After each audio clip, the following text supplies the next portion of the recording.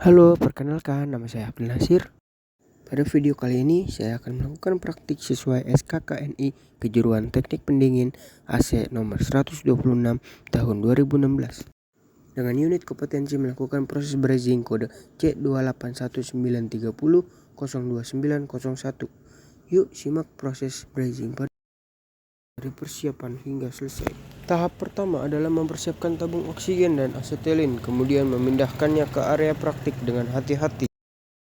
Selanjutnya saya memasang regulator pada tabung oksigen dan asetilin sesuai dengan jenis gasnya. Setelah regulator terpasang dengan baik, saya melakukan pemeriksaan kebocoran pada sambungan menggunakan busa sabun. Jika tidak terdapat gelembung pada area sambungan, berarti tidak terdeteksi adanya kebocoran.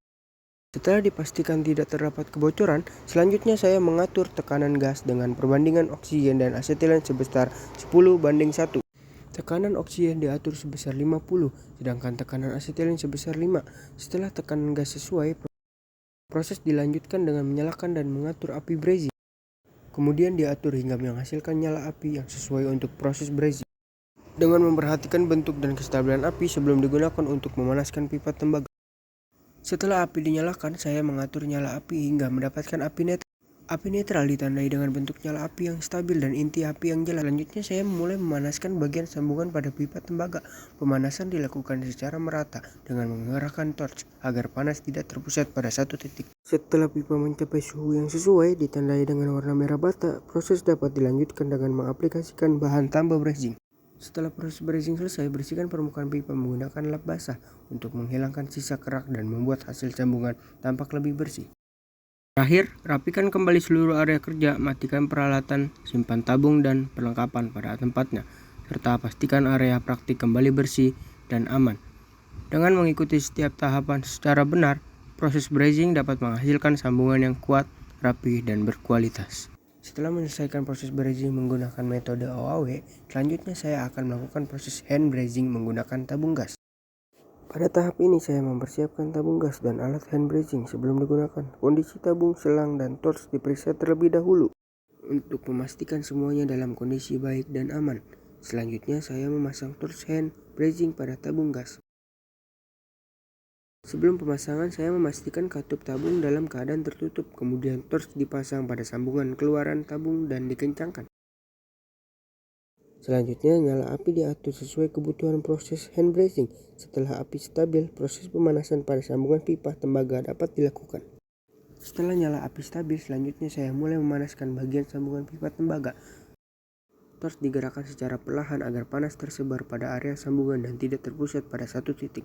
Setelah sambungan mencapai suhu yang sesuai, bahan tambah brazing didekatkan pada area sambungan hingga mencair dan mengisi celah sambungan. Setelah bahan tambah menyebar dengan baik, proses pemanasan dihentikan dan sambungan dibiarkan mendingin. Selanjutnya saya mematikan torch dan menutup katup tabung gas sesuai prosedur. Kemudian tekanan gas pada selang dilepaskan dengan aman sebelum peralatan disimpan. Setelah seluruh peralatan dimatikan dan diamankan, saya merapikan alat dan bahan serta membersihkan area kerja. Dengan demikian, proses hand brazing menggunakan tabung gas telah selesai dilakukan. Dari kedua metode brazing yang telah dilakukan, yaitu menggunakan OAW dan hand brazing dengan gas propan, keduanya memiliki tujuan yang sama, yaitu menghasilkan sambungan pipa yang kuat dan baik. Perbedaannya terletak pada sumber panas dan peralatan yang digunakan. OAW menggunakan kombinasi oksigen dan asetilin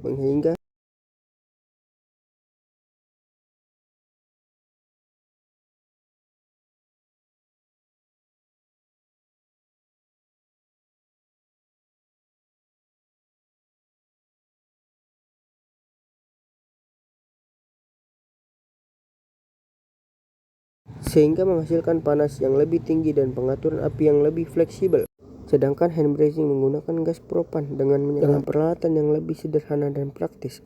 Meskipun menggunakan metode yang berbeda, kedua proses tetap membutuhkan persiapan yang baik.